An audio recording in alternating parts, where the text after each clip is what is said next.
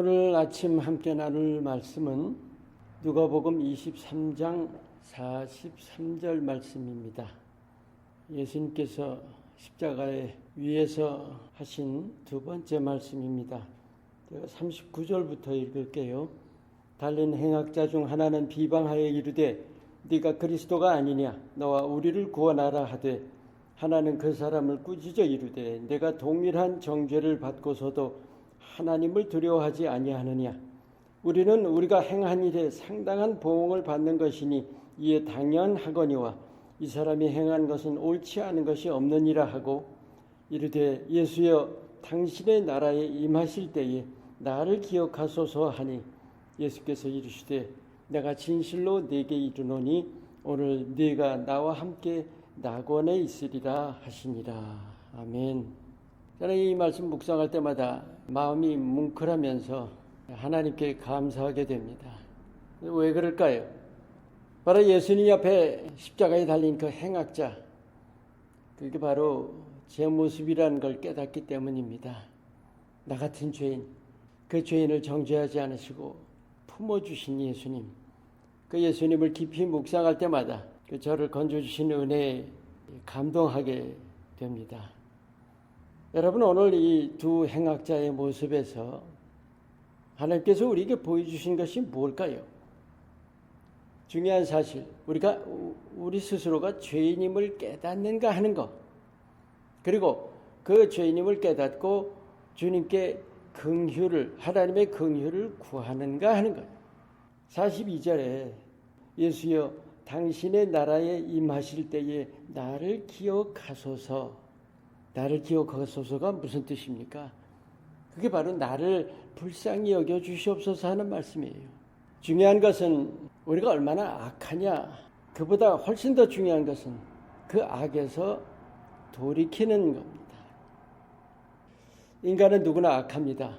누가복음 18장 19절에 어떤 관리가 와서 예수님께 대해서 선한 선생님이여 내가 어떻게 해야 영생을 얻으리까 했더니 네가 왜 나를 선하다 일컫느냐. 즉 예수님 스스로도 선하심을 부인하신 거예요. 누구나 악합니다. 근데 중요한 것은 악하냐 선하냐 하는 그 악함 여부보다 악에서 돌이키는 여부입니다. 하나님이 보신 것은 우리가 얼마나 의로우냐가 아니라 얼마나 하나님을 의지하느냐 하는 거예요. 우리 믿음의 삶에서 죄를 굉장히 중요시합니다.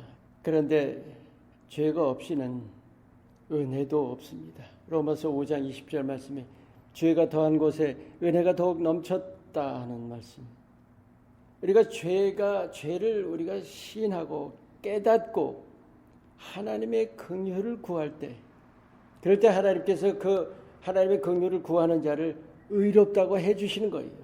잘못에 대해서 우리가 용서함 받을 때에, 그럴 때 감동이 있는 거예요. 그게 바로 구원의 감격입니다. 오늘 네가 나와 함께 낙원에 있으리라. 얼마나 감동이에요. 그런데 왜 우리에게 감동이 될까요? 영원에 대한 것이기 때문이에요. 영원에 대한 것. 우리도 모르는 새에 현실에 매여 살고 있다는 거예요. 이 땅 삶을 보세요. 이 땅 삶과 하나님 주신 구원은 순간과 영원의 차이예요. 이거는 비교할 수가 없는 거예요. 예수님 믿는다는 것이 뭐예요? 결국 예수님을 시인하는 거예요. 여러분 예수님을 정말 시인한다면 여러분에게는 더 이상 이 세상의 가치가 될 수가 없어요. 참 가치는 영원이에요. 영원. 참 가치를 영원에 두는 것이 죽음의 두려움을 떨쳐내는 거예요. 한번 여러분 오늘 이 말씀을 묵상하시면서 잘 돌아보세요.